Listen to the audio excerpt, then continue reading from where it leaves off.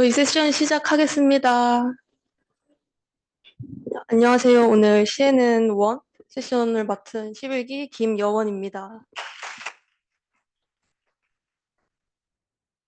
오늘부터 저희 CNN 세션을 한번 볼 텐데, CNN은 지금 보시면 1이랑 2로 저희가 나눠서 진행을 하게 됐고, 오늘 CNN1 세션에서는 컴퓨터 비전이란 뭔지, 그리고 CNN이 왜 등장하게 되었는지와 약간 CNN의 약간 이런 기본 개념들을 살펴보도록 하겠습니다.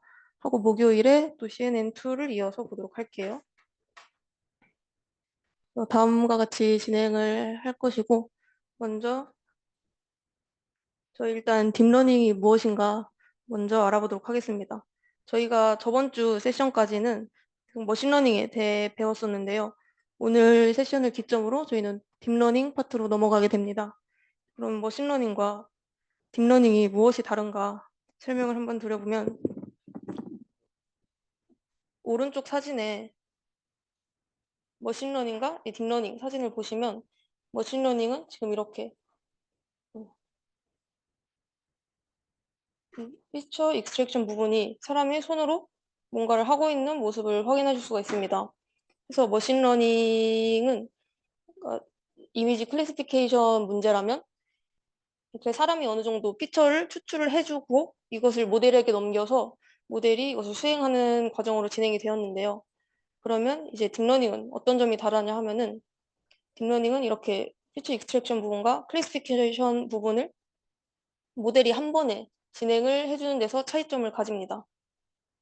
그래서 머신러닝은 이제 말 그대로 중요한 정보를 데이터로부터 추출한다. 그리고 딥러닝은 그것을 이 인공신경망을 기반으로 하여서 사람의 개입을 배제하는, 사람의 수고를 조금 덜어주는 그런 뭐 기법이라고 생각을 해주시면 되겠습니다.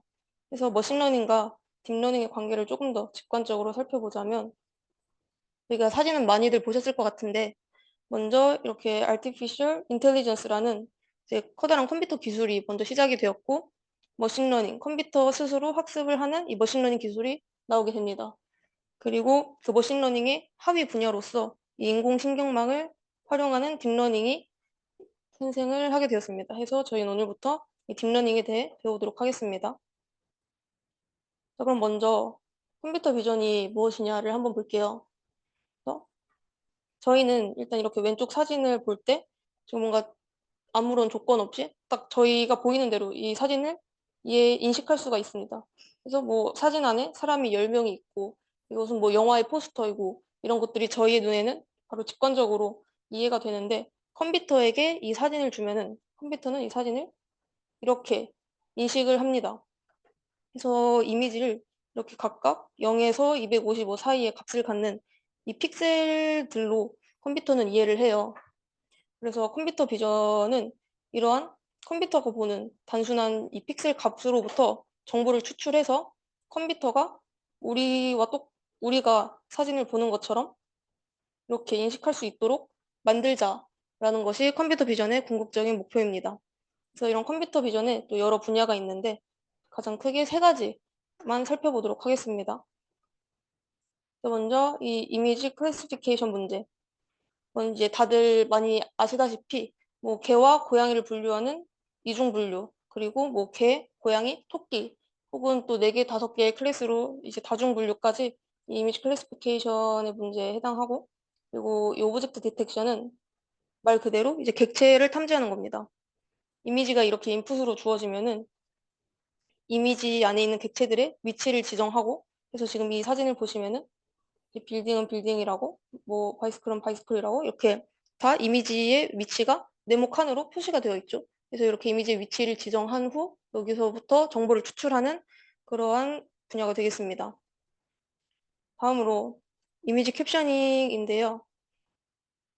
이것은 이제 이미지를 인풋으로 주면은 이 컴퓨터 이 모델이 이미지의 상황을 먼저 인식을 합니다. 그래서 이미지 자체의 상황을 인식하고 이것을 이 이미지에 대한 설명을 아래 이렇게 텍스트로 추출해주는 그러한 분야입니다. 그래서 이 이미지 캡셔닝은 보시다시피 CV 자체만으로는 좀 힘들고 보통 NLP 분야와 같이 연동되어서 사용이 됩니다.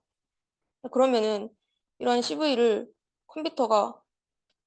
컴퓨터에게가 이 CV 분야를 좀 가지고 놀아야 되는데 어떤 부분들이 어려울까 했더니 이제 이미지 예시와 함께 보시면 먼저 이 사진, 저희는 이 사진을 보실 때 이 세 가지 사진이 다 같은 동상이라는 것을 확인을 할 수가 있습니다. 그래서 뭐 정면에서 찍은 것, 뭐 측면에서 찍은 것, 위에서 찍은 것 이렇게 저희는 다 같은 것이라고 볼 수 있는데 컴퓨터는 이제 이 사진 세 개를 주었을 때 이것이 다 각기 다른 객체라고 인식을 할 수 있습니다. 이렇게 관점, 구도에 따라서 컴퓨터가 이미지를 인식하는 데 약간 어려움을 갖고 또한 이렇게 저희는 이 세 가지 이미지 모두 고양이가 있는 것을 확인을 할 수 있는데 컴퓨터는 이렇게 이미지를 가리는 장애물이 사진 안에 같이 포함이 되어 있다면 이것을 고양이라고 분류하는데 어려움을 가집니다. 또한 이렇게 약간 빛의 정도나 또한 이러한 다양한 인트라 클래스 베리에이션 이런 것들에 의해서도 컴퓨터가 이미지를 인식하는데 굉장히 어려움을 가집니다. 그래서 굉장히 컴퓨터가 이미지를 인식하기에 우리처럼 인식하기에 많은 변수를 가진다. 그러면 이것을 좀 어떻게 극복할 수 있을까? 그래서 저희는 하나의 대상을 판별할 수 있는 기준을 뽑아 주어야 합니다. 그럼 어떤 기준이 좋은 기준일까 생각을 해보시면 먼저 반복적으로 사용을 할 수 있어야겠죠? 저희가 이렇게 이미지마다 또 모델마다 기준들을 매번 추출을 해줘야 되면은 굉장히 번거로운 일이기 때문에 이 기준이란 것은 이제 여러 것들에 반복적으로 사용을 할 수 있어야 되고 또 앞에서 이렇게 관점이나 빛이 달라져도 변함없이 명확하게 대상을 분류해주는 특징을 저희가 이런 것을 기준으로 삼아야 하고 이것을 저희는 굿 피처라고 부르도록 하겠습니다. 저희는 이 컴퓨터 비전은 이 굿 피처를 찾는 것이 과제가 되겠죠. 그래서 본격적으로 이 저희 신경망 이런 것들이 사용되기 전에는 피처를 어떻게 추출을 하였느냐 보시면 먼저 이 시프트 알고리즘이 있습니다. 이 시프트 알고리즘은 이미지의 스케일, 로테이션이 변해도 변하지 않는 특징점을 추출하는 알고리즘인데요.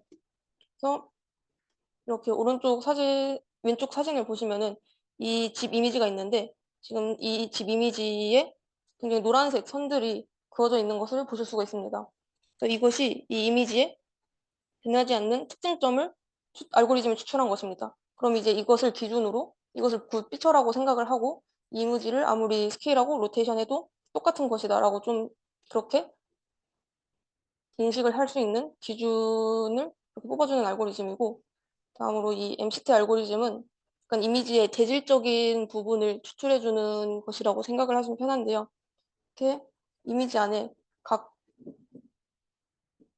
이미지 안에 각 픽셀들이 있을 때 이 픽셀 간의 명암 차이로부터 이 이미지의 약간 정보, 피처를 추출을 하는 그러한 알고리즘이라고 생각을 해주시면 되겠습니다.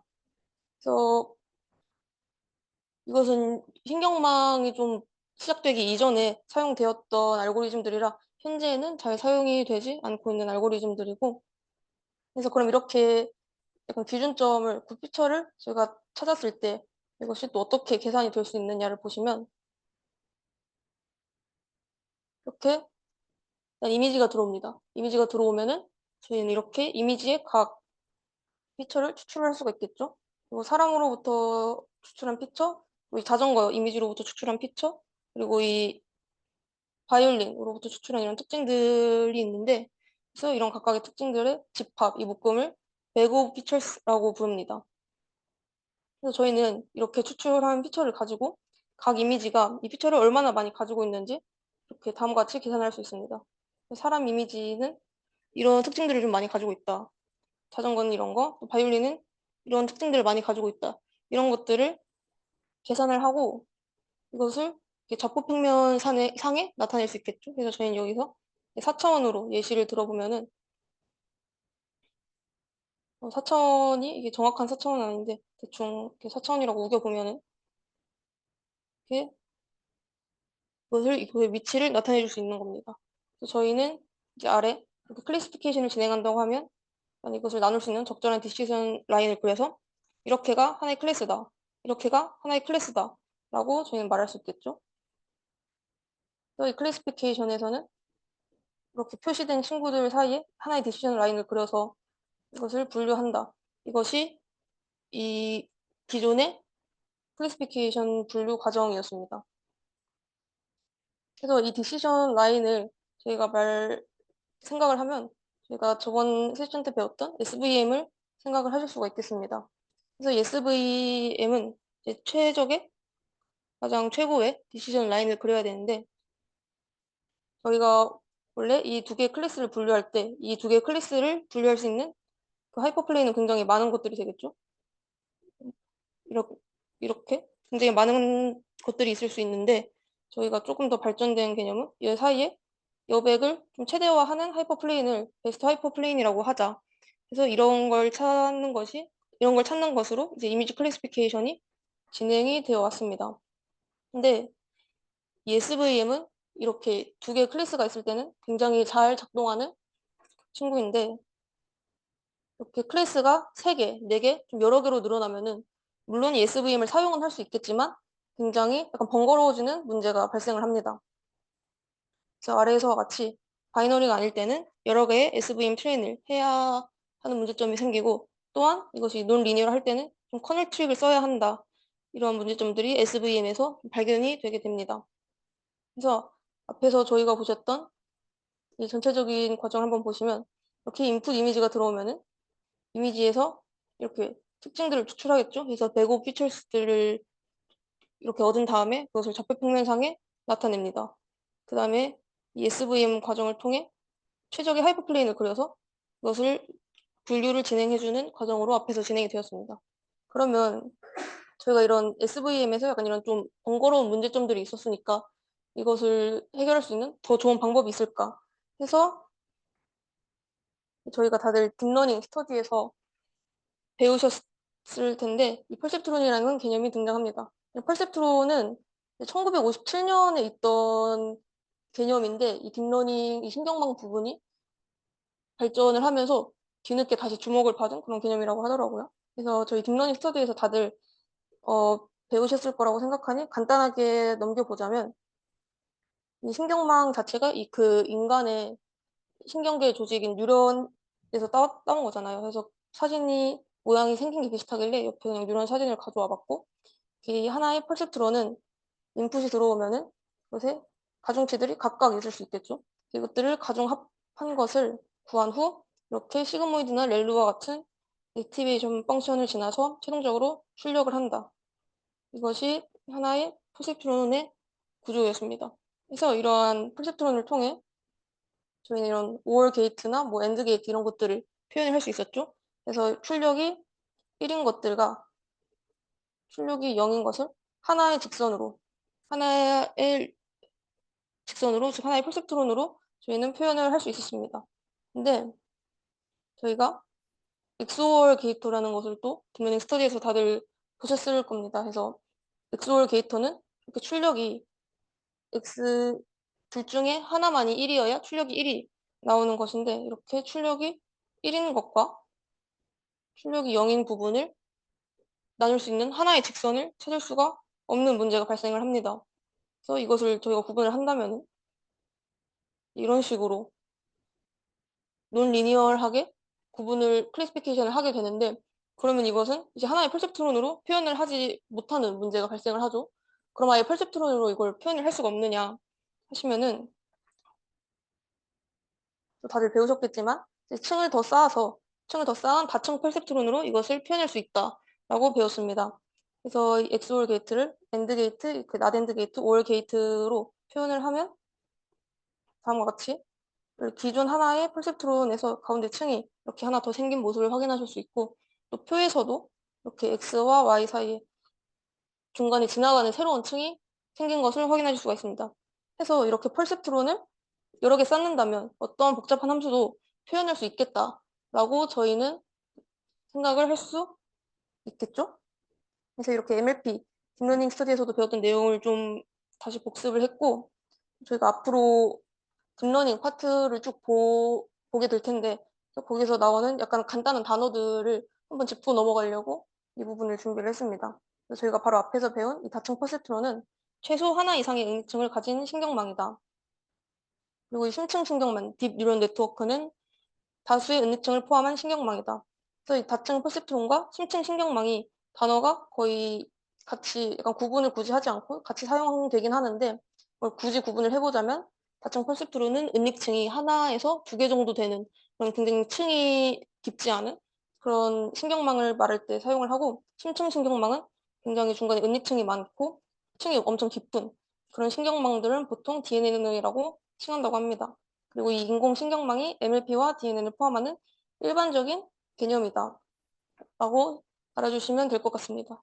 그리고 오른쪽 사진은 여러 뉴런 네트워크 구조들의 사진을 제가 다 갖고 왔는데 이게 다 외워야 한다라고 가져온 건 아니고 이렇게 다양한 형태로 이렇게 다양한 구조로 또 층을 여러 개 쌓아서 이렇게 다양한 뉴런 네트워크들을 만들 수 있다라는 것을 보여드리려고 가져왔습니다.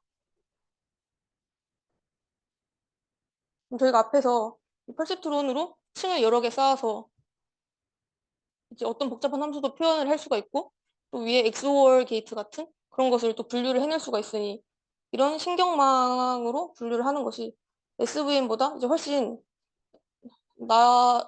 괜찮은 방법이겠다라고 생각을 해볼 수 있겠죠. 그래서 방법은 SVM과 거의 비슷하게 피처를 잘 뽑아서 인풋한 뒤 액티베이션 펑션을 잘 설정하고 웨이트 트레인을 잘 시키면 SVM보다 더 효율적으로 리니얼, 논 리니얼, 그리고 멀티클래스 분류 이런 것들을 수행할 수 있겠다라고 저희는 생각을 할 수 있습니다. 그래서 저희는 앞에서 SVM을 사용했는데 그 부분을 이렇게 뉴런 네트워크를 사용하는 부분으로 바꿔줄 수가 있습니다. 근데 이 앞에서 보신 이 fully connected layer 이렇게 모든 노드들이 연결된 층은 문제가 하나 발생하는데요. 위에 보시면 fully connected layer를 사용해서 이 왼쪽 사진을 강아지라고 학습을 시켰습니다. 하고 이제 새로운 강아지 사진을 줬더니 이 사진은 강아지가 아니라고 판단하는 그런 문제점이 fully connected layer에서 발견이 되는 것입니다. 그래서 강아지 입장에서도 굉장히 억울할 것 같은데 이렇게 fully connected layer에선 이런 오버피팅 문제가 발생하는 것을 저희가 지금 확인을 하였습니다. 그러면 이 문제를 어떻게 해결할 수 있을까 하니 또 이런 실험이 있었다고 해요. 고양이 시야의 한쪽에 자극을 주었더니 전체 뉴런이 아닌 특정한 뉴런만이 활성화되었다. 그러면 모든 뉴런이 아니라 특정한 뉴런만이 활성화되었다면은 또 저희가 여기서도 이제 모든 노드를 연결시키지 않고 그냥 풀리 커넥티드 되지 않고 일부분만 커넥티드 된 레이어를 사용할 수 있지 않을까 해서 저희는 풀리 커넥티드 레이어 대신 컨볼루셔널 레이어를 사용하자라는 결론을 얻을 수 있게 됩니다. 그럼 저는 이제 컨볼루셔널 레이어가 무엇인지 알아야겠죠? 그래서 이 컨볼루셔널 레이어를 알기 전에 컨볼루션 레이어를 공부할 때 가장 먼저 알아야 되는 개념이 이 커널 필터입니다. 그래서 이 커널 필터는 원본 데이터를 해석하기 위해 사용하는 일정한 행렬 값이다. 그래서 그냥 행렬이다 라고 알아주시면 좋고 그래서 원본 이미지의 특정 요소를 추출하기 위해 사용이 됩니다. 아래 사진을 보시면 이렇게 5개의 이미지에 아래에 서로 다른 행렬들이 존재하는데 이것들이 이제 커널 필터에 해당을 하는 것입니다. 이렇게 원본 이미지에는 다음과 같은 필터가 적용됐는데 세 번째 이미지를 보시면은 원본 이미지에 적용된 필터와 다른 값들을 가지는 필터가 적용되었더니 그 이미지에 엣지 부분들만 특징으로 좀 추출이 되는 모습을 확인하실 수 있고 또 다른 필터를 적용시켰더니 네 번째 사진에서는 좀 이미지가 선명해지고 다섯 번째 사진에서는 굉장히 이미지가 블러 처리된 것처럼 흐릿하게 이 결과가 출력이 되는 것입니다. 그래서 필터를 씌우면은 이렇게 이미지에 각각 다른 필터는 이미지에 서로 다른 요소를 추출할 수 있다라는 것을 지금 저희는 확인을 했습니다. 그래서 그러면 이 필터를 이 컨볼루셔널 레이어에서 어떻게 활용을 하느냐 보시면 컨볼루셔널 레이어에서 이 컨볼루션의 개념에 대해 좀 먼저 살펴볼 필요가 있는데요. 이 컨볼루션은 이제 그냥 저희 나라 말로 하면 합성 곱신데 무슨 정확한 정의는 아니고 제가 이해를 이렇게 하면 좋을 것 같아서 그냥 가져와 봤습니다. 해서 반응들이 누적된다. 이것이 컨볼루션을 이렇게 이해해 주시면 좋을 것 같아요. 그래서 이제 가운데 식을 보시면 컨볼루션 과정을 나타낸 식인데 그래서 이제 이 M이 매트릭스고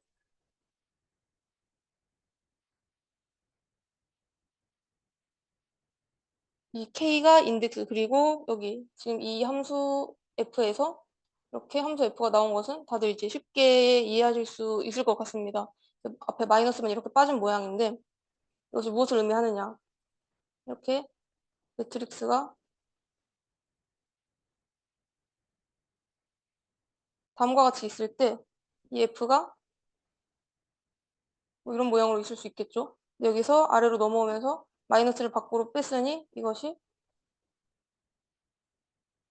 이런 식으로 반전 이동이 되겠습니다. 그리고 여기서 이 마이너스 n이 이것을 스텝 사이즈만큼 계속해서 이동을 시키겠다라는 말입니다. 해서 이제 이 매트릭스 앞에는 또 이런 어떠한 값들이 좀 있을 텐데 이것을 이 f라는 친구를 여기서부터 천천히 이동을 시키겠다는 것입니다.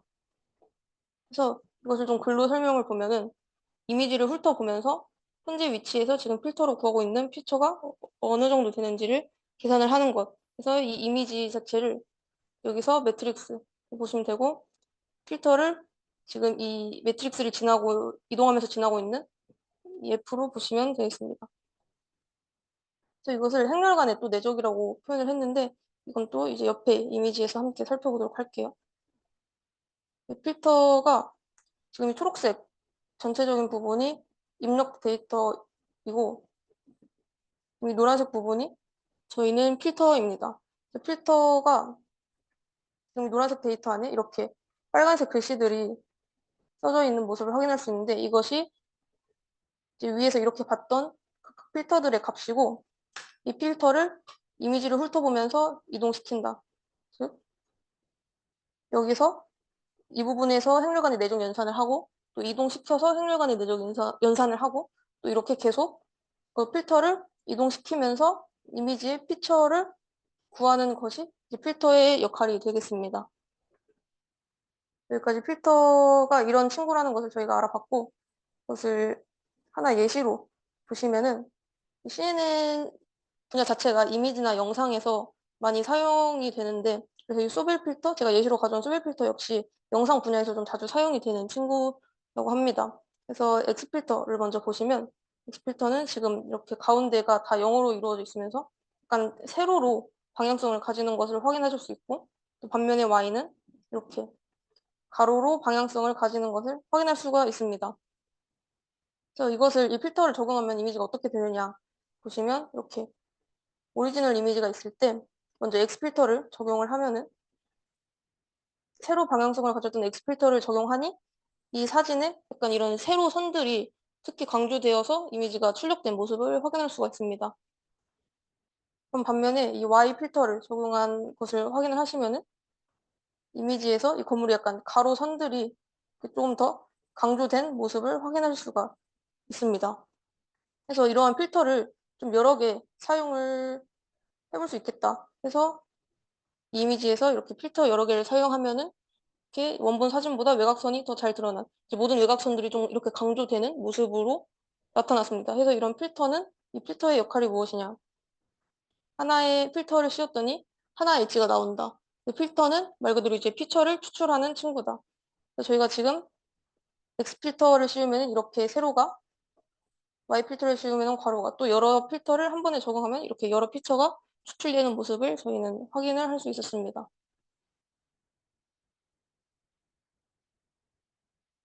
그래서 이 필터 부분을 좀 정리를 해보면 이 필터를 계속 씌우다 보면은 이미지를 분류할 수 있을 만큼 스페시픽한 피처를 찾을 수가 있을 것입니다. 필터는 또 씌우는 만큼 계속 그만큼 피처가 추출이 되기 때문에 그러면은 저희가 앞에서 이제 반복적으로 사용할 수 있고 구도나 빛 정도가 달라져도 명확하게 특징 대상을 분류해낼 수 있는 그런 굿 피처를 저희가 찾아야 된다고 말씀을 드렸는데 그런 굿 피처를 찾기 위해 도대체 어떤 필터를 써야 될까? 필터의 각 값들을 어떤 값들을 사용을 해야 할까? 하니 저희가 딥러닝은 이제 머신러닝과 달리 사람이 좀 이렇게 특징을 추출해줘야 되는 이런 부분들을 모델한테 아예 한 번에 맡겨버린다고 말씀을 드렸잖아요. 그래서 여기서 필터에 있는 값도 파라미터로 두고 아예 학습을 시켜버리자. 모델이 스스로 피처를 찾는 필터를 알아내도록 만들자 하는 것입니다. 그래서 이제 모델 앞쪽에 필터를 복잡하게 깐다는 의미가 이제 필터의 파라미터 값들도 이제 모델에서 같이 학습을 시키겠다라는 말로 이해해 주시면 되고, 해서 이제 이미지 클래시피케이션 문제라면 이렇게 모델 앞쪽에 필터를 복잡하게 깔고, 그러니까 앞에 층들을 컨볼루셔널 레이어로 구성을 하고, 또 뒤에 가서는 다시 이렇게 풀리 커넥티드 레이어를 사용하는 방식으로 이미지 클래시피케이션이 진행되면 되겠습니다.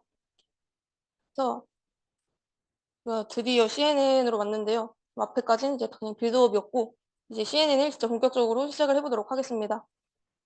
CNN은 이제 컨볼루셔널 뉴럴 네트워크의 약자이고, 이제 컨볼루션은 앞에서 봤듯이 합성곱. 그래서 이 합성곱은 수학 연산자 중 하나입니다. 아래 이 컨볼루션에 대한 정확한 정의를 읽어보시면, 하나의 함수와 또 다른 함수를 반전 이동한 값을 곱한 다음 구간에 대해 적분하여 새로운 함수를 구한다. 저도 처음에 이게 그냥 말로만 읽었을 때는 무슨 소린가 약간 이해가 안 됐는데, 오른쪽에 사진과 같이 이해를 해보시면 일단 하나의 함수를 이렇게 f라고 하겠습니다. 그리고 또 다른 함수를 사진에서 같이 이렇게 g라고 사용을 할게요. 그러면 이 또 다른 함수를 반전 이동한 값, 그러면 y축에 대칭을 해서 다음과 같은 g'이라는 반전 이동된 함수를 구할 수가 있겠죠. 그래서 이것을 곱한 다음 구간에 대해 적분한다. 이 구간이라는 것은 저희가 보통 뭔가 특별한 조건이 없다면 이렇게 마이너스 무한대에서 무한대를 생각을 할 수 있는데, 그럼 여기에 대해 반전 이동한 g'을 마이너스 무한대로부터 시작을 해서 이동을 하면서 이제 이동을 하다 보니 f 함수의 이런 공간들과 만나게 되겠죠. 그래서 지나다 보면은 아래 이렇게 공간이 생기게 됩니다. 그래서 여기에 넓이를 구해주는 거예요. 그래서 이 부분에 대한 적분을 하여 새로운 함수를 구한다. 그러면은 이 부분이 이제 계속 무한대까지 이동을 하니까 여기서도 계속 공간이 생기고, 이렇게 더 이상 가운데 공간이 사라질 때까지 이렇게 이동을 하면서 새로운 이런 함수를 구하는 것이 컨볼루션의 과정이 되겠습니다. 그래서 이러한 CNN은 각 뉴런이 전체 입력과 연결된 이 풀리 커넥티드 레이어와는 달리 합성국 대칭에서 사용되는 필터가 가중치로서 입력 이미지의 모든 부분에 공유가 됩니다. 그래서 이렇게 모든 전체 뉴런을 다 연결하는 것이 아니라 이 필터로서 이동을 하면서 그 만난 부분들끼리만 이렇게 합성곱수를 하기 때문에 학습해야 할 파라미터 수도 또 크게 감소를 하면서 과적값을 아까 또 강아지를 강아지라고 분류하지 못하는 그런 문제, 과적값을 방지할 수가 있게 되는 것입니다. 그래서 저희가 지금 이제 그런 프리커넥티드 레이어의 오버피팅 문제를 좀 방지하고자 CNN을 쓰자까지 내용이 넘어왔습니다. 그럼 이제 이 프리커넥티드 레이어가 좀 이미지에 왜 더 적합하지 않은지를 좀 직관적으로 살펴보도록 할게요. 프리커넥티드 레이어의 문제점으로 프리커넥티드 레이어는 인접한 계층에 이제 모든 뉴런을 연결을 합니다. 그래서 이것은 데이터의 형상이 좀 무시되는 문제가 발생할 수 있는데, 이미지는 저희가 해상도와 또 색깔까지 가진 RGB 색상을 가진 3차원 데이터인데, 이것을 모든 계층을 연결하면 데이터 형상 자체가 좀 무시되는 그런 문제가 생길 수 있고, 또한 이 풀리 커넥티드 레이어는 이미지를 이렇게 1차원으로 플래팅을 시켜서 이미지에서 이런 특징을 추출을 하게 됩니다. 그래서 저희가 지금 보통 이 이미지에서 이 눈 근처에 있는 픽셀들끼리는 굉장히 연관성이 높을 때고, 또 이렇게 고양이의 입 근처에 있는 픽셀들끼리는 연관성이 굉장히 높을 텐데, 이러한 정보를 가진 이미지 자체를 이렇게 1차원으로 플래팅을 시켜버리면은 그러니까 이러한 데이터의 공간적 정보 자체가 좀 손실이 되게 되겠죠. 그래서 컨볼루셔널 레이어를 이런 풀리 커넥티드 레이어 대시 사용하는 이유 중 하나는 이 3차원 데이터 형상을 그대로 유지를 할 수 있기 때문입니다. 그래서 다음 계층에도 이렇게 필터를 적용하는 것을 그대로 넘겨서 다음 계층에도 3차원 형태로 계속해서 전달할 수 있기 때문에 저희는 이미지 데이터에 관해서는 이렇게 컨볼루셔널 레이어를 사용하기로 하겠습니다. 그래서 아래 좀 정리를 한 것을 보시면 컨볼루셔널 레이어는 필터로 정의된 입력의 지역적 패턴을 추출한다. 그리고 이 fully connected 레이어는 최종 분류 및 전체 정보를 통합한다 라고 되어 있는데, 그래서 그러니까 위에서도 여기 위에서도 이제 이미지 클래시피케이션을 진행할 때 앞에 이렇게 필터를 복잡하게 깔고 뒤에는 다시 풀리 커넥티드 레이어를 사용한다는 말 자체가 이제 저희가 컨볼루셔널 레이어를 통해서 특징을 충분히 추출했을 때 이제 그럼 추출된 이 특징들을 이제 한 번에 종합을 해서 분류를 진행을 하여야 하니까 이 정보 전체 정보를 좀 통합할 때는 이렇게 마지막에 CNN에서도 마지막 층은 이렇게 풀리 커넥티드 레이어를 사용하는 구조로 CNN을 구성이 됩니다. 저희 CNN의 컨볼루셔널 레이어를 한 번 더 자세히 보시면 이렇게 인풋이 먼저 들어오겠죠? 그래서 보시면 32 바이 32 그리고 채널이 3 여기서 먼저 이렇게 지금 가로와 세로가 각각 30이라고 되어 있는데 이것은 이미지의 그 해상도를 의미합니다. 그래서 요즘엔 또 굉장히 화질이 좋은 이미지들이 많기 때문에 그럼 이 값들이 더 올라가게 되겠죠. 그래서 저희 여기서 예시로 이 해상도가 32 바이 32인 이미지를 활용을 할 테고 그리고 이 채널은 제가 앞에서도 언급을 드렸다시피 RGB 값을 의미합니다. 그래서 이제 컬러 이미지라면 채널이 이렇게 3인 데이터가 이제 인풋으로 들어오고 다음으로 이 필터 부분을 보시면 먼저 이렇게 필터 하나를 먼저 볼게요. 이 필터 하나는 지금 3바이 3바이 이 필터 역시 채널이 3인 것으로 나타나고 있습니다. 그래서 이 필터의 채널이 지금 똑같이 앞에 인풋과 똑같이 채널이 3인 모습을 확인할 수 있는데 이것은 이제 채널이 각각 RGB 값을 이야기를 한다고 했잖아요. 그래서 그러면 이 부분과 이 부분, 또 이 부분과 이 부분, 또 이 부분과 이 부분이 하나씩 1대1 매칭이 돼야 되기 때문에 이 필터의 채널은 인풋의 채널과 같게 맞춰줘야 된다라는 것을 또 말씀을 드리겠습니다. 해서 지금 필터가 총 64개가 사용된 것을 확인할 수 있어요. 그래서 인풋 이미지에 필터를 이렇게 여러 개 사용하면은 그만큼 여러 가지 피처가 또 추출이 되겠습니다. 그래서 그런 피처를 추출한 아웃풋을 보시면 아웃풋은 지금 채널이 64개가 나와요. 그래서 지금 64라는 숫자가 앞에 필터의 총 개수와 지금 같은 모습인데요. 이 아웃풋의 채널이 필터의 개수와 같은 이유는 저희가 지금 인풋 하나에 필터를 총 64개를 사용을 했습니다. 그러면은 아까 RGB가 각각 1대1 매칭이 된다고 했는데 그렇게 1대1 매칭된 RGB 값들의 이제 가중 합이 이렇게 하나의 피처 맵으로 나오게 됩니다. 필터 하나에 대해 이렇게 하나의 피처 맵이 나오니까 필터 64개를 쓰면은 이렇게 뒤로 총 64개의 피처 맵이 출력이 되게 되겠죠. 그래서 채널이 필터의 개수와 똑같이 64개다 라는 것을 확인할 수 있습니다. 그래서 이제 필터의 채널은 인풋의 채널에 맞춰진다 하고 이 레이어에서 파라미터의 개수를 계산을 하면은 제가 필터 하나가 3바이 3바이 3이었고 또 이 필터의 개수가 총 64개였기 때문에 파라미터 수가 다음과 같이 계산이 될 수 있습니다. 그래서 이 필터 한 개는 피처맵 하나 이렇게 피처맵 하나로 나오고 그래서 이 아웃풋의 채널은 필터의 개수와 같게 된다 라는 것이 컨볼루셔널 레이어가 이렇게 진행되는 과정입니다. 그래서 아래 식을 보시면 아래 식이 이 아웃풋의 출력 차원을 계산하는 식인데 저희가 아직 스트라이드나 패딩 이런 개념을 뒤에서 다룰 거기 때문에 뒤에서 다시 보도록 할게요. 그래서 그럼 이러한 컨볼루셔널 레이어의 구조를 조금 이렇게 블록 형태로 다시 살펴보시면 이렇게 인풋이 있고 필터가 지금 2개 있습니다.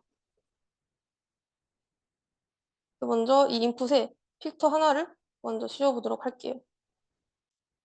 그러면 이 필터는 인풋된 이미지와 채널 수가 같기 때문에 이게 뒤에가 딱 맞아 떨어지는 모습으로 적용이 되고 이 필터의 칸이 지금 3바이 3바이 3 총 27개의 칸이 인풋의 27개의 칸과 딱 맞아 떨어지기 때문에 이것들이 다 가중합되어서 이렇게 하나의 칸으로 출력이 되게 됩니다. 그러면 이 필터는 또 이제 옆으로 이동을 해서 27개의 가중합이 이렇게 또 하나의 칸으로 출력이 되게 되고, 이것들이 이 필터가 계속 이동을 하여서 이제 여기 끝까지 왔으면은 여기까지 해서 하나의 채널이 하나인 이 피처맵 하나가 탄생을 하게 출력이 되게 됩니다. 그러면은 이 두 번째 필터도 이제 다음과 같이 똑같은 방식으로 적용돼서 하나의 피처맵이 나오겠죠? 그러면 그 피처맵은 이렇게 뒤로 붙어서 필터의 개수와 채널의 개수가 이렇게 두 개로 같아지게 됩니다. 그래서 필터를 더 여러 개 쓴다면은 뒤에 이렇게 또 여러 개의 피처맵이 출력이 될 수 있겠습니다. 이렇게 컨볼루셔널 레이어가 진행이 되고, 이제 다음으로는 약간 CNN의 좀 이런 옵셔널한 부분들을 살펴보겠습니다. 먼저 패딩인데요. 패딩은 저희가 보통 패딩이다 하면은 제로 패딩을 흔히 사용을 합니다. 그래서 이 제로 패딩은 이미지 주위를 0으로 둘러주는 과정을 말합니다. 저희가 지금 이렇게 이미지가 인풋이 되었을 때 0으로 패딩이 1이다 하면은 이렇게 0으로 한 칸 둘러주시면 됩니다. 그럼 이면은 패딩이 2라면은 이렇게 밖에를 한 칸 더 0으로 둘러주면 되겠죠. 그래서 이 패딩은 컨볼루셔널 레이어를 거치면서 아웃풋의 디멘전이 작아지는 것을 방지한다라고 하는데, 이 말은 커널이 이렇게 2x2 커널이 있을 때 이것이 원본 이미지에 그냥 원본 출력에 그냥 인풋에 처음에 그냥 인풋에 적용된다면 다음과 같이 하나, 둘, 셋, 넷 총 4번 움직여서 이제 2x2 아웃풋이 출력이 되게 될 텐데요. 그것을 패딩을 추가한 인풋에 적용을 해보면은 하나, 둘, 셋, 넷 그리고 아래로도 하나, 둘, 셋, 넷 해서 다음과 같이 4x4 아웃풋이 나오는 것을 확인하실 수 있습니다. 그래서 패딩을 사용하지 않은 것보다 패딩을 사용한 것이 지금 이 아웃풋의 디멘전이 더 큰 것을 저희가 방금 확인을 했는데요.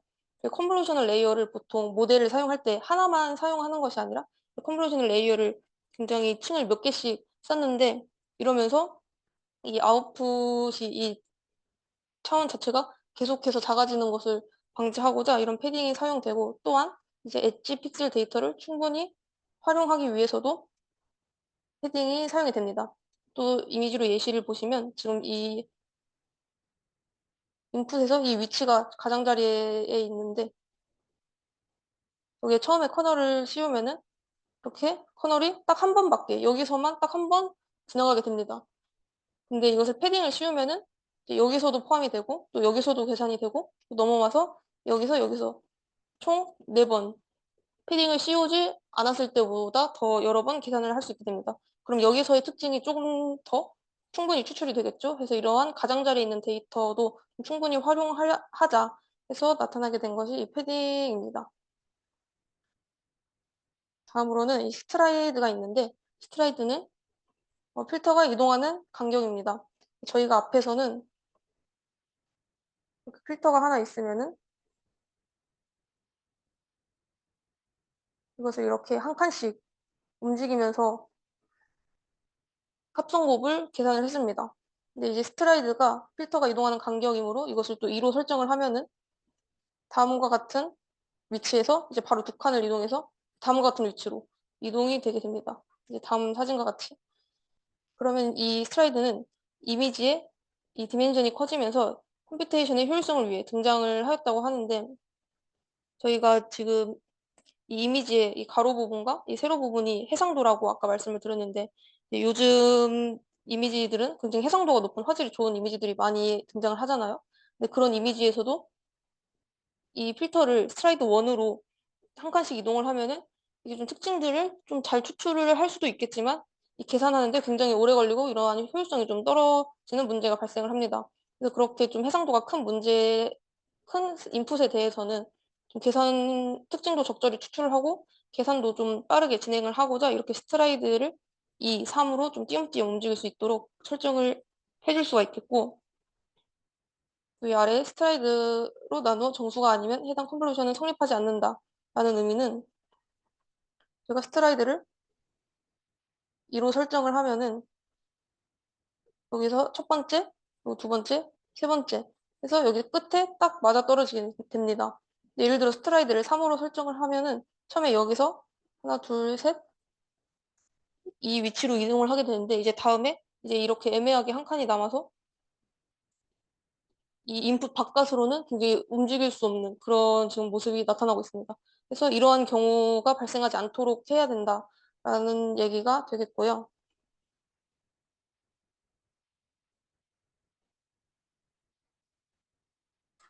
패딩과 스트라이드는 이제 앞에서 봤듯이 패딩은 사용을 하면은 이 아웃풋의 디멘전이 작아지는 것을 방지한다.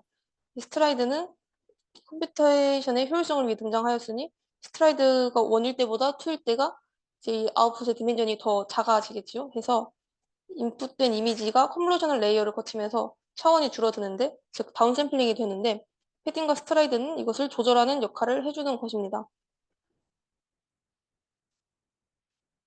그래서 저희가 앞에서 이제 다음과 같은 식을 봤었는데 이제 패딩과 스트라이드 개념을 배웠기 때문에 여기서 다시 살펴보도록 하겠습니다. 그래서 여기서 이것은 아웃풋의 차원을 계산을 하는 것이고 S가 스트라이드, N이 이제 인풋 사이즈, F가 필터 사이즈, P가 패딩. 이렇게 해서 아웃풋의 차원을 계산할 수가 있다. 그래서 아래 사진으로 예시를 들어보면 먼저 스트라이드가 여기서 2로 설정되었고 인풋은 9, 그리고 필터의 사이즈는 지금 3x3이니까 마이너스 3, 그리고 패딩은 1이므로 이렇게 되면은 그것이 이렇게 아웃풋의 차원과 같아지는 모습을 확인할 수 있습니다. 그래서 이 계산은 저희가 스트라이드 같은 경우에는 아까 이렇게 딱 맞아 떨어져야 되고 이런 조건들이 있었는데 그런 조건들을 그런 스트라이드를 좀 잘 설정하고자 할 때 이런 계산을 좀 가끔 사용을 한다고 하더라고요. 해서 이렇게 알아주시면 될 것 같습니다.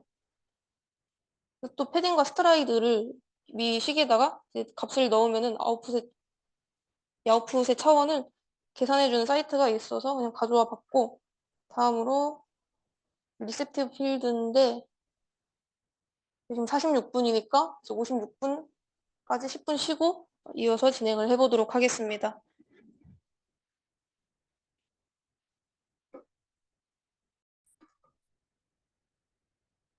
다시 시작을 해보도록 하겠습니다.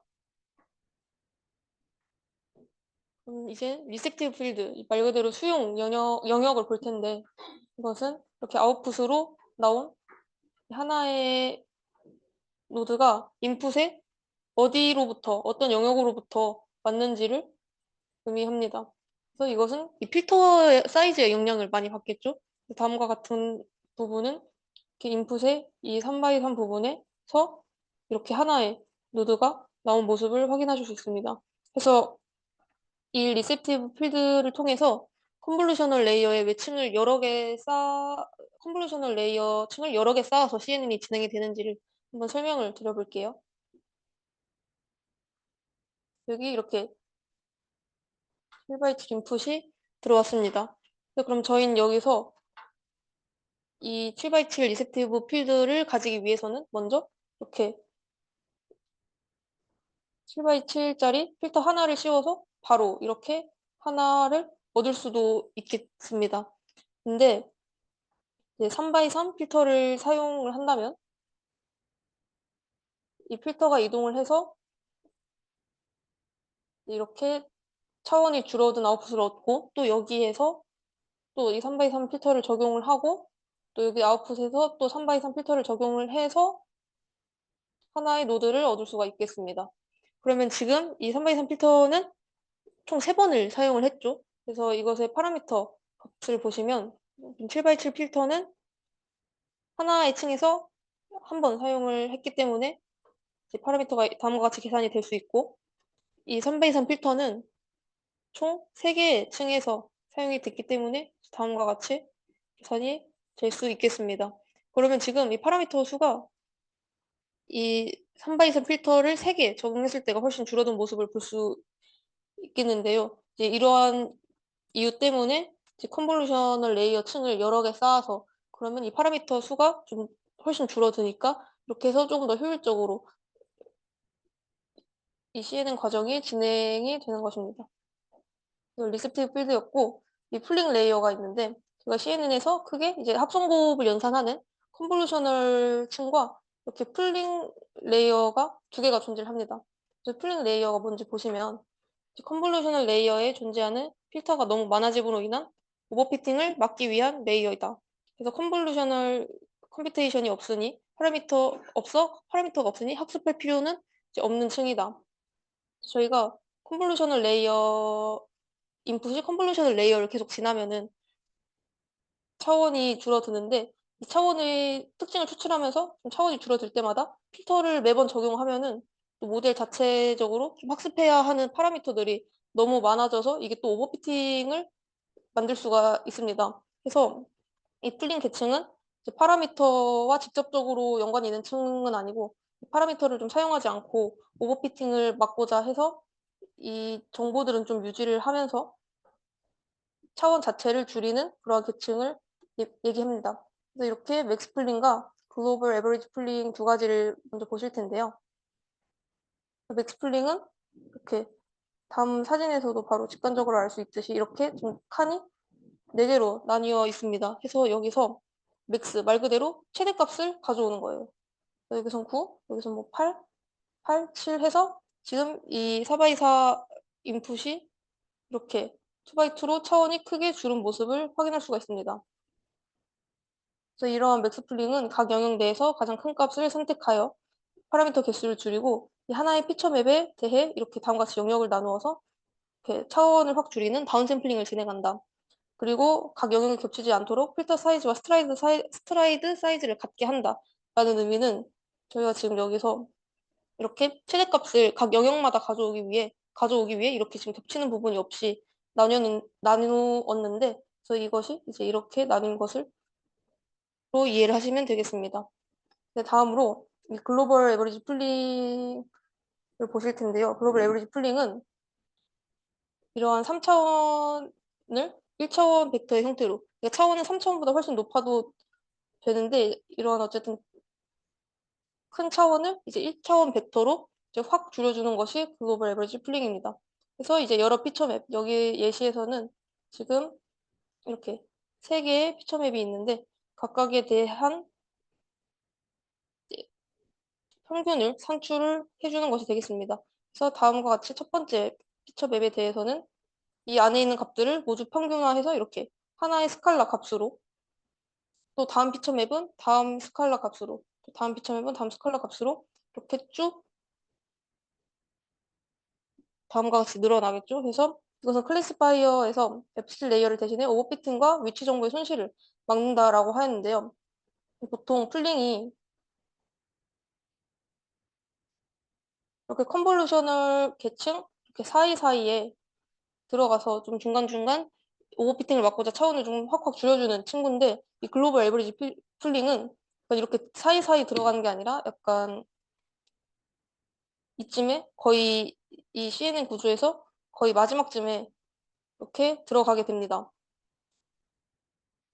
왜냐면 이 친구가 1차원의 형태로 줄여주기 때문에 글로벌 에버리지 풀링은 보통 이렇게 CNN의 마지막 부분에서 사용이 되어서 이렇게 마지막에 소프트맥스 함수 같은 걸 통해서 분류 문제에서 적용이 되는데 해서 이 글로벌 에버리지 풀링은 보통 얘 혼자서 마지막 쪽에 사용을 하거나 아니면은 저희가 앞에서 배웠던 이 풀리 커넥티드 레이어와 같이 사용을 해서 이 마지막 층을 구성하거나 약간 그런 역할을 하는 친구라고 합니다. 그럼 저희는 지금 컨볼루셔널 레이어를 배웠고 또한 풀링 레이어까지 배웠습니다. 그다음에 또 CNN에서 이렇게 드롭아웃이라는 친구가 있는데 이렇게 다음 가중치들이 4개 있을 때 저희는 지금 여기서 W2와 W4의 오버피팅이 발생한 모습을 확인을 할 수가 있습니다. 그럼 저희가 이런 오버피팅을 방지하기 위해 보통은 이렇게 손실함수에 규제항을 추가해서 오버피팅을 좀 막아보자. 그동안 이렇게 해왔었는데 드롭아웃 자체가 이렇게 로스 펑션을 수정하지 않고 이러한 수정 없이 특정 노드에 극단적으로 의존하는 상황 자체를 좀 해결해보자 라는 아이디어에서 출발한 친구입니다. 그래서 드롭아웃은 학습할 때마다 매번 랜덤하게 뽑은 노드를 제외하고 학습한다. 그래서 이 의미는 저희가 보통 드롭아웃 0.5 이런 식으로 설정을 하는데, 그러면 이제 매번 랜덤하게 이렇게 0.5로 뽑은 노드들을 제외하고 학습을 하는 것입니다. 저희 0.5가 이렇게 4개의 노드가 있을 때 이거 4개 중에 2개만 사용을 하겠다라는 소리가 아니라 이 각각의 노드가 활성화될 확률이 각각 50%라는 것입니다. 그래서 이 드롭아웃을 0.5로 설정해도 이렇게 2개가 활성화될 수 있고, 또 각각이 커지고 꺼질 확률이기 때문에 또 이렇게 3개가 활성화될 수도 있고 또 하나만 활성화될 수도 있고, 이렇게 각각 노드 각각 적용되는 것이 드롭아웃이고, 이 드롭아웃은 이렇게 저희가 앞에서 극단적으로 특정 노드에 극단적으로 의존하는 상황을 이렇게 좀 랜덤하게 노드를 제외함으로써 그런 상황들을 좀 배제시킬 수가 있겠죠. 그래서 이 드롭아웃이 보통 모델을 이렇게 학습시킬 때는 이런 오버피팅 문제를 방지하기 위해 드롭아웃을 사용을 합니다. 근데 약간 모델을 평가하는 그런 과정에서는 이 모델의 자체적인 현재 다 연결되어 있는 이런 모델의 자체적인 성능 자체를 평가하는 것이기 때문에 평가 과정에서는 드롭아웃을 사용하지 않는다라고 알아주시면 좋겠습니다. 그래서 이 드롭아웃은 이런 역할을 하긴 하는데 이제 최신 CNN에서는 잘 안 쓰인다고 해요. 다음으로 가중치 초기화. 가중치 초기화는 오른쪽 그림과 또 함께 보시면 오른쪽 그림이 손실함수를 좀 표현을 한 것인데, 저희가 모델을 학습시킬 때 좀 손실함수가 이런 위치에서 시작을 한다고 하면은 최종적으로 좀 손실함수를 좀 가장 최소화할 수 있는 그런 경로로 모델을 학습시키는 것이 이렇게 저희의 목표입니다. 근데 다음 그래프를 좀 보시면 알겠지만 이렇게 좀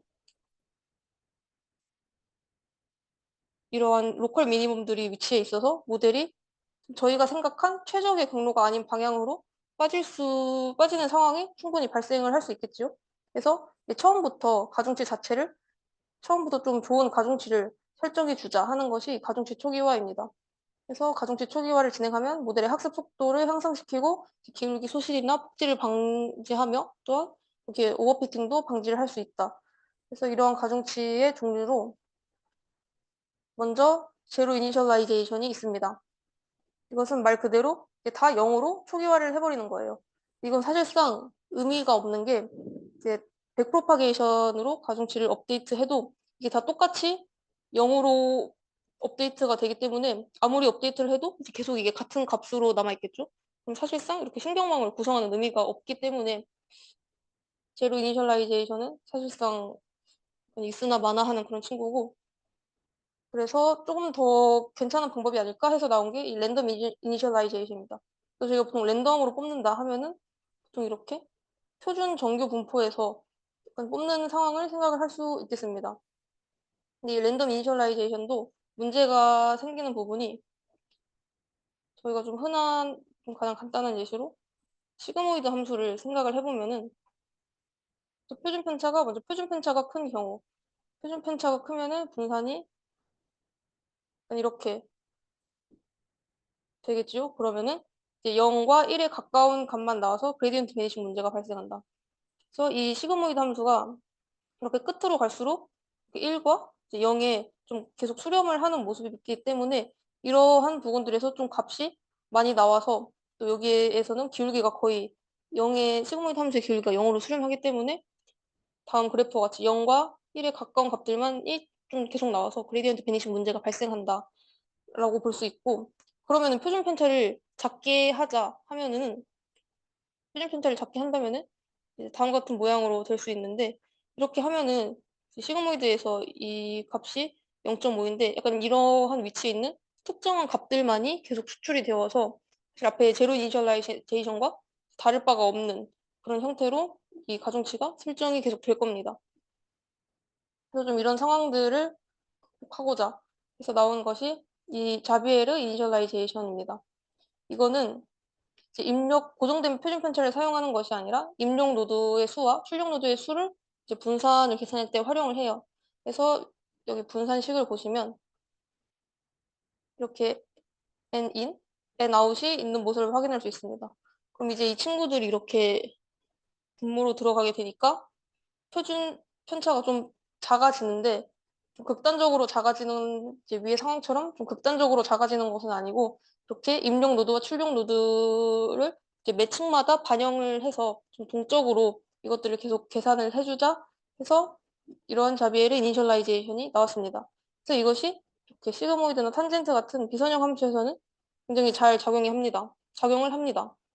근데 이제 아래 이렇게 렐루를 보시면은 점점 뒤로 갈수록 이제 특정 이 부분에서만 계속 값이 나타나는 모습을 확인할 수 있어요. 해서 이런 렐루 함수에서는 자비에르 이니셜라이제이션이 별로 좋지 못하다라고 해서 등장한 개념이 또 이 이니셜라이제이션입니다. 또 얘는 앞에 자비에르와 비교를 해보면은 이 n 아웃 부분이 빠지고 이제 입력 노드의 수만 고려를 하도록 설정이 되었습니다. 그래서 저희가 렐루가 이렇게 있다고 하면은 저희가 위에 이렇게 좀 분산이 좀 작은 경우에는 다음과 같이 나타나서 사실상 여기는 기울기가 0이기 때문에 이 부분은 아예 그냥 거의 죽는 부분이고 값이 이제 좀 여기 이런 특정 이 부분에 몰려서 추출이 됩니다. 그래서 이제 다음과 같은 상황이 발생했는데 여기서 n 아웃을 뺨으로써 분산이 위에보다는 조금 더 커지게 되겠죠. 그러면은 이렇게 좀 넓게 퍼져서 어차피 이 부분은 죽으니까 이제 좀 여기 뒤 끝까지 좀 여러 부분에서 값을 뽑고자 해서 이제 이 해 이니셜라이제이션을 사용하면 밸류가 이렇게 위에보다 조금 더 값이 다양한 부분에서 추출된 것을 확인할 수가 있습니다.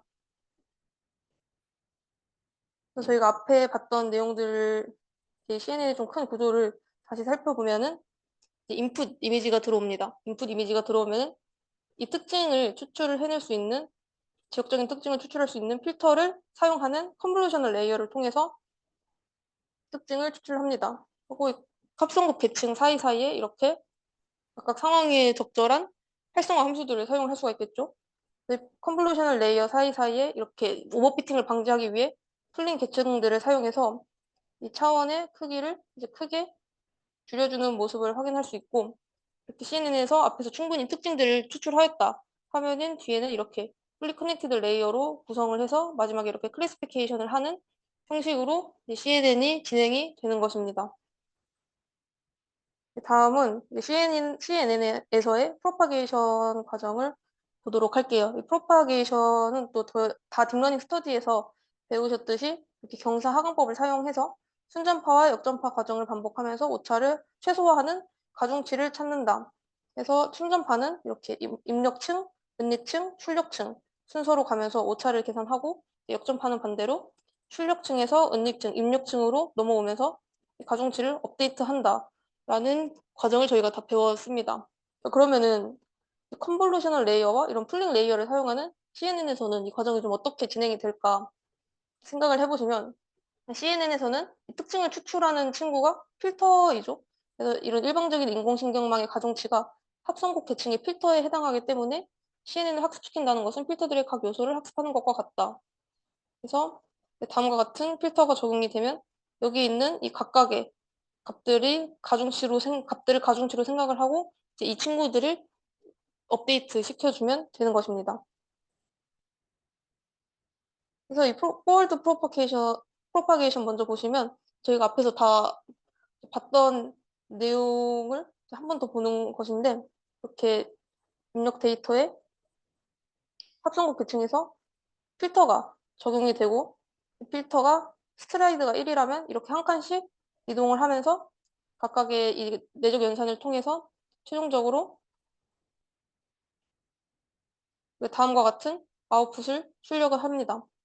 또 이렇게 커널을 지나서 컨볼루셔널 레이어 지나서 나온 값은 또 이 차원을 좀 크게 줄여주는 플린 계층을 통해서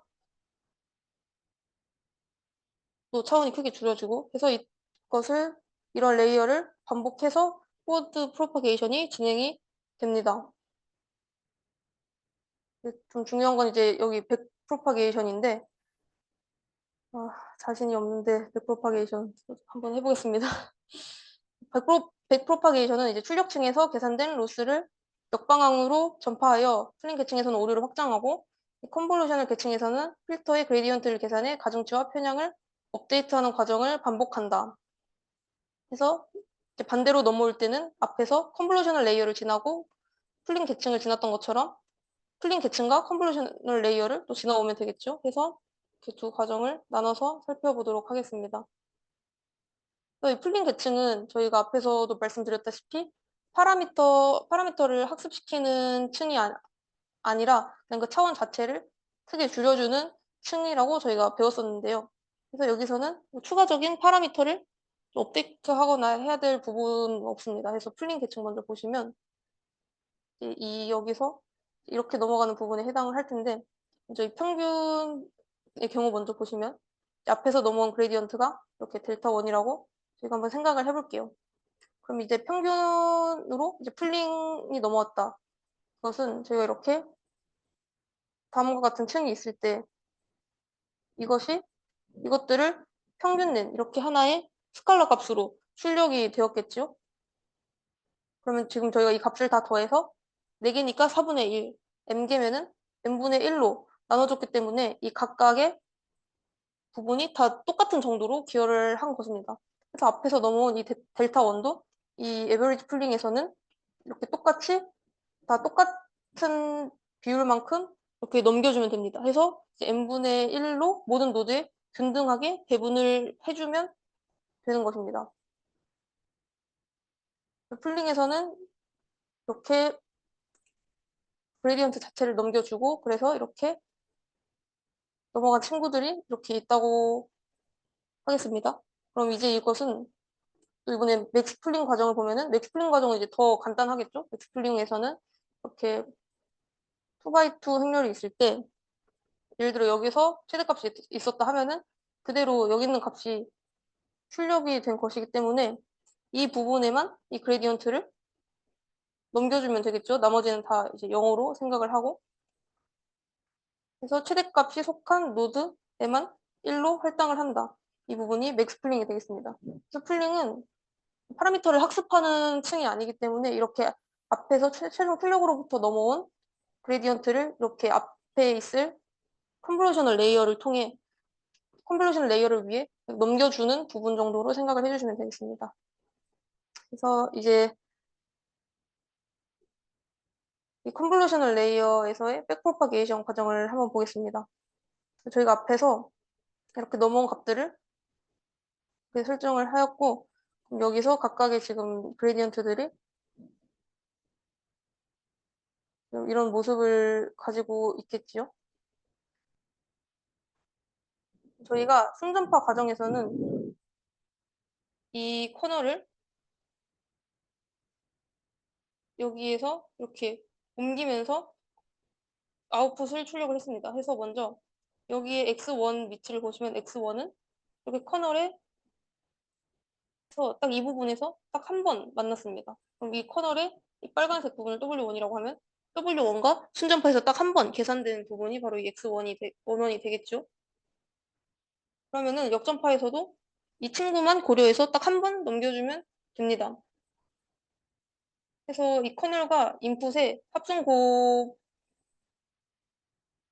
합성곱이 이제 이 부분이라고 생각을 했을 때 x11의 이제 그레디언트를 구한다고 하면은 이렇게 편미분을 통해서 여기 로컬 그레디언트가 W1이다 라는 것을 찾을 수가 있고 그러면은 로컬 그레디언트 W1과 앞에서 풀린 계층에서 넘어온 이 친구를 곱해서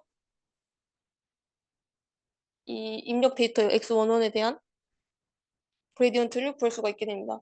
그래서 이 컨볼루셔널 레이어는 이 커널 자체가 가중치에 해당을 하기 때문에 순전파 과정에서 합성곱되었던 필터 부분만을 고려해서 이 경우에는 이 필터 하나만을 고려해서 역전파 과정에서도 넘겨주면 되는 겁니다. 그러면은 이 X2 부분은 어떨까 하면은 지금 여기는 다들 예상하시다시피 굉장히 커널의 여러 부분을 지났죠. 그래서 여기서도 만났고, 여기서도 만났고, 여기서도 만났고, 여기서도 만났고, 커널의 네 부분 모두와 만난 구역이 되겠습니다. 그래서 이 부분은 이제 모든 이 컨볼루션 안에서 이 네 영역 모두를 고려를 해야 되는데, 이 부분의 아웃풋을 보시면은 투투가 여기, 여기, 여기, 여기 다 있는 모습을 확인할 수가 있겠죠. 그럼 이 부분을 다 이제 X2에 대해서 편미분을 하면은 이제 여기서는 뭐 이렇게 로컬 그레디언트들이 나오는데 이것을 이렇게 앞에서 넘어온 풀링 계층으로부터 넘어온 그레디언트와 곱해서 입력 데이터에 대해서 그레디언트를 구해줄 수가 있습니다. 그래서 사실 앞에랑 계산은 똑같은데 이제 커널의 여러 부분을 지났기 때문에 조금 이 과정이 더 많아진 모습인데요. 그러면 이걸 조금 더 직관적으로 그림으로 먼저 보도록 할게요. 이걸 그림으로 보시면 저희가 순전판에서는 커널이 이제 다음과 같은 형태로 진행이 되었습니다. 근데 역전파에서는 이 순전파에서 사용된 커널을 이제 순서를 반대로 하여서 합성급 연산을 하듯이 활용을 해줄 수가 있습니다. 저희 다음에서 빨간색, 파란색, 노란색, 초록색 순서로 이동을 하였으니 역전파 과정에서는 이렇게 초록색, 노란색, 지금 검은색으로 표현되는데 파란색으로 생각을 해주시고 파란색, 빨간색 이렇게 이것을 뒤집어서 사용을 해주시면 됩니다. 그럼 이제 이것을 여기에 있는 이 친구가 앞에 풀린 계층으로부터 넘어온 각 컨볼루션 계층의 아웃풋에 대한 그레디언트 이제 이 친구들인데 이 친구들에 대해 얘를 이동을 시켜주는 겁니다. 그래서 이렇게 바깥쪽부터 이동을 하면 한 번, 두 번, 세 번, 그리고 네 번, 다섯 번, 여섯 번, 일곱 번, 여덟 번, 아홉 번 해서 이렇게 3 x 3이라는 인풋 사이즈만큼 이 그레디언트들이 나올 수가 있게 되겠습니다. 그래서 위에 처음에 봤던 X11이 다음과 같이 그레디언트가 계산이 되었는데 이 부분에서 이제 이 X11 부분을 보시면 지금 이 빨간색 부분과 이 베타 11이 한 번 만나서 계산된 모습을 확인할 수가 있습니다. 그래서 위에랑 똑같고 이 X2 부분도 위에서 이렇게 네 번 순전파 과정에서 네 번 곱해졌으니 역전파 과정에서도 이렇게 네 부분이 모두 만나서 다음과 같이 계산이 되는 모습을 이렇게 그림으로도 확인을 할 수 있습니다. 풀린 계층에서 넘어온 그레디언트 행렬과 순서가 이제 반대인 필터의 연산으로 이제 이것과 반대인 이러한 필터의 연산으로 이제 컨볼루션 계층의 인풋에 대한 그레디언트를 저희는 구할 수가 있습니다. 그럼 이제 인풋에 대한 그레디언트를 구했으니까 이제 필터 각 가중치에 대한 이제 그레디언트도 저희가 한번 볼 텐데요. 저희가 다들 딥러닝 스터디에서 또 프로파게이션에 대해 배우셨듯이 이번에는 이제 연쇄 법칙을 사용해서 이 부분을 한번 살펴보도록 하겠습니다. 먼저 이 부분 W1 부분에 대해 살펴보시면은 이 컨볼루셔널 아웃풋이 이제 다음과 같이 있을 때 이 부분들의 값이 지금 다 아래 식으로 이렇게 나와 있죠. 그래서 W11이 지금 이 부분들에 이렇게 위치하고 있습니다. 그럼 이것들에 대한 W1에 대한 편미분 값을 구하면 다음 값들이 로컬 그레디언트로 계산이 되고 그것을 또 앞에서 똑같이 풀린 계층으로부터 흘러들어온 델타라는 그레디언트와 곱해서 여기 각각의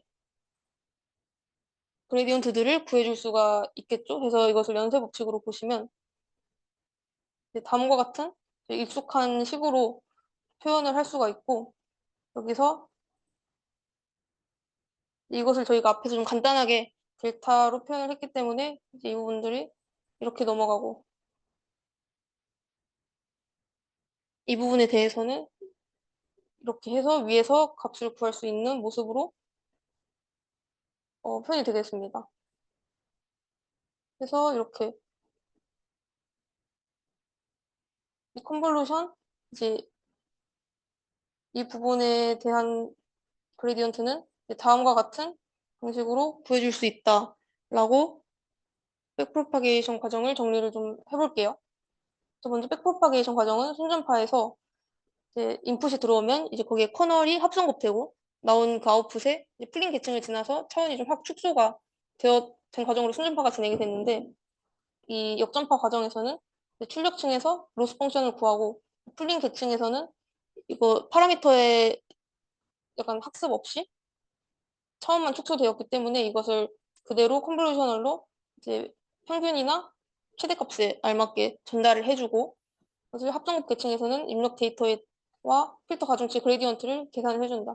그래서 다음과 같은 커널을 이렇게 순서를 반대로 하여서 제가 사용했다는 것을 확인을 하고 그러면 이렇게 끝까지 넘어온 필터 가중치들을 또 저희가 다 배웠던 이런 방식을 통해서 업데이트를 시켜주게 되겠습니다. 해서 이렇게 업데이트된 가중치들을 또 계속 순전 파일 사용을 하고 또 다시 백프로파게이션 과정을 거치고 함으로써 이게 계속 업데이트가 되는 형식으로 프로파게이션이 진행이 되겠습니다. 또 이제 저희가 사장으로 넘어왔는데 사장에서 저희가 이미지 데이터를 좀 어떻게 사용을 하는지를 살짝 볼게요. 먼저 저희가 다들 EDA 프로젝트를 하시면서 데이터를 좀 전처리를 많이들 하고 계실 텐데 이 이미지 데이터도 더 좋은 트레이닝을 얻기 위해 이미지를 그대로 쓰기보다는 이걸 좀 전처리를 해줄 필요가 있다라는 것입니다. 해서 0에서 255 사이 정수를 갖는 픽셀을 0에서 1 사이를 갖도록 이렇게 채널 와이즈 노멀리제이션을 해주자라는 것이 이미지 데이터의 전처리 과정이고 또 이제 다음 그래프에서 0에서 255 사이의 값을 갖던 이 픽셀들을 이렇게 0에서 1 사이의 값으로 정교화를 그 전처리를 이렇게 해주면 되겠습니다. 그러면 이렇게 처음에 분포는 유지하되 그것이 좀 편리한 형태로 0에서 1 사이의 실수로 만들어지게 되겠습니다. 이러한 전처리 과정으로 이미지의 트레인을 진행을 하고 근데 이게 이렇게 이미지가 정교화가 되어도 이것이 레이어를 거치면서 분포가 달라질 수 있는데요. 저 아래 사진을 보시면 제가 위에 정교화를 통해서 처음에 이렇게 시작을 했다고 생각을 할게요. 그럼 이게 레이어를 거치면서 약간 이런 식으로 분포가 좀 변형이 되었어요. 이것이 레이어를 거치면서 계속해서 다른 모양으로 변형이 될 수 있습니다. 이것이 왜 베니싱 그레디언트를 유발을 하냐 보시면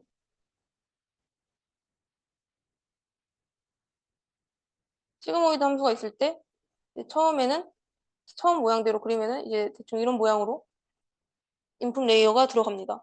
하고 이게 첫 번째 층을 거쳐서 이렇게 나왔을 때 약간 이제 이쪽으로 좀 치우친 모습을 확인할 수 있죠. 근데 좀 이쪽으로 많이 치우쳤을 때 시그모이드의 이제 이 부분이 기울기가 0에 굉장히 가까운 부분이기 때문에 이제 이런 부분에서 베니싱 그레디언트가 발생을 할 수 있다는 겁니다. 그래서 이렇게 계속 분포가 좀 달라지는 층마다 달라지는데 이제 이런 것도 정교화를 몇 층마다 해야 되지 않겠냐. 그래서 등장하는 개념이 이 배치 노멀리제이션입니다. 그래서 이 과정을 제가 처음에 아예 빼려고 했는데 이제 이 부분에서 설명을 안 드릴 수가 없어서 좀 간단하게만 설명을 드리고 넘어가겠습니다. 저희가 이 데이터를 학습을 시키겠죠? 그래서 저희가 데이터를 학습을 시킬 때 원하는 이제 최적의 경로는 다음과 같이 이탈 없는 경로로 좀 학습이 되었으면 좋겠다라고 저희는 생각을 하겠습니다, 보통. 근데 이제 위에서처럼 분포가 이제 층을 거치면서 조금씩 달라질 텐데요. 첫 번째 층에서 이제 분포가 좀 이 방향으로 갔다면은 다음 층에서는 이게 또 이렇게 변할 수 있고 다음 층에서 분포가 계속 달라지면서 최종 층에서 이제 저희가 좀 원했던 것과는 굉장히 거리감이 느껴지는 그러한 출력이 나타날 수 있습니다. 그래서 이런 변동성이 층을 거칠 때마다 계속 누적이 되는 문제가 발생을 할 수 있어요. 그래서 이제 다음과 같은 분포가 나왔을 때 이것이 또 다음에서 방향이 또 어디로 튈지 저희가 모르는 그런 문제점이 있어서 배치 노멀리제이션을 사용을 하자 하는 것입니다. 그래서 이게 합성국 계층에서 저희가 가중합을 해주고 액티베이션 펑션을 하는데 그 전에 이렇게 배치 노멀리제이션이 적용이 됩니다. 그래서 배치 노멀리제이션을 통해 그 가중합된 것이 이렇게 저희가 원하는 모습과 이렇게 좀 떨어지게 그려졌을 때 이게 보시면 노란색 점선이 있는데 이런 모양으로 좀 완전히 똑같이는 못하더라도 좀 가깝게 만들어주자 해서 이 배치 노멀리제이션으로 과정을 거치고 이것이 활성 함수를 거쳐서 이제 다음 아웃풋으로 출력이 되고 이것을 이렇게 매 층마다 매 레이어마다 해주는 것이 이제 해주면은 이렇게 앞에서 멀어, 멀어졌던 이 부분을 여기서는 조금 덜 멀어지게 저희가 정교화를 해줄 수 있게 됩니다. 이런 배치 노멀리제이션 과정을 저희가 사용을 할 수가 있고 또 이 이미지 데이터셋을 다룰 때 또 사용이 되는 것이 이 이미지 아규멘테이션이라는 건데요. 하나의 이미지 데이터로 여러 개의 데이터를 만들어내는 데이터 증강 기법이다. 이렇게 보시면 강아지 데이터 원본 사진이 하나 들어왔는데 이것을 이 기법을 적용해서 총 6개의 사진으로 똑같은 사진 하나만으로 6개의 사진을 늘릴 수 있게 됩니다. 그래서 그러면 데이터한테 이 사진 하나만으로 학습해라 하는 것보다 사진을 6개 주고 학습을 하라고 하는 것이 데이터 입장에서는 모델의 입장에서는 더 좀 유용을 하겠죠. 그래서 이렇게 데이터의 약간 색깔을 바꾸는 것 외에도 오리지널 데이터를 이제 플리핑 시키고 뭐 로테이션, 트랜슬레이션, 크롭핑 시키는 방법으로 하나의 이미지를 약간 여러 개의 데이터로 증강을 시킬 수 있다. 그래서 좀 모델을 더 효율적으로 학습을 시킬 수 있다. 이런 방법들이 있습니다. 그래서 지금 거의 다 끝나가고 있는데 포퓰러 데이터셋은 다들 많이 들어본 데이터셋이 등장을 할 거예요. 뭐 엠니스트 이런 친구들이 등장을 할 텐데 이것들이 저희가 새로운 CNN 모델이 나올 때 이것이 기존에 있던 모델들보다 훨씬 나은 모델이다라고 말할 수 있는 약간 비교할 수 있는 그런 비교 기준이 필요하게 되겠죠. 그래서 그럴 때 사용되는 것이 이 포퓰러 데이터셋입니다. 그래서 새로운 모델이나 메소드가 등장할 때 기존의 다른 모델과 비교하고 평가하기 위한 기준이 된다. 그래서 기존의 모델과 새로운 모델이 이렇게 똑같은 데이터셋들로부터 결과를 얻어서 그것이 어떤 것이 더 나은지를 비교를 하게 됩니다. 그래서 이런 것들이 다 이제 아는 데이터일 텐데 뭐 이런 엠니스트 데이터가 있고 이건 엠니스트 데이터는 이제 흑백 데이터이고 또 컬러 데이터가 생기면서 이런 1810이라는 데이터가 생겼습니다. 그 다음에 이렇게 이미지넷이라는 데이터가 또 있는데 이것은 이제 2만 개 이상의 클래스. 이게 이미지 데이터 개수가 2만 개가 아니라 클래스 자체가 2만 개인 엄청나게 무거운 데이터겠죠. 그래서 이것은 최신 CNN에서 사용하는 그런 데이터셋이고 그다음에 또 마이크로소프트에서 제공을 하는 데이터가 있다고 해요. 그래서 이 친구는 약간 오브젝트 디텍션이나 인스턴스 세그멘테이션에서 사용이 되는 이런 파퓰러 데이터셋이라고 알아주시면 되겠습니다.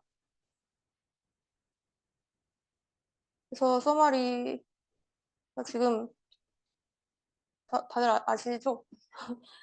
서머리 그냥 CNN이 이제 이런 과정으로 연결되고 또 저희가 이런 방식으로